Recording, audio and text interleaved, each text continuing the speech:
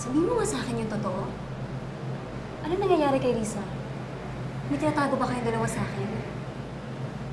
Mas mabuti pa siguro kung si Risa na mismo ang magsabi sa'yo.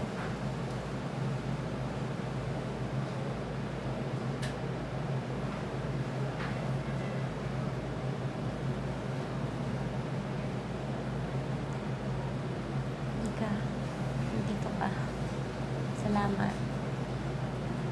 Risa, okay ka lang? Anong nararamdaman mo? Okay lang ako. Sorry, naabala ka pa. Risa, sabihin mo nga sa akin yung totoo. Bakit mo ko tinutulungan? Bakit ka nagpakita sa akin after all these years?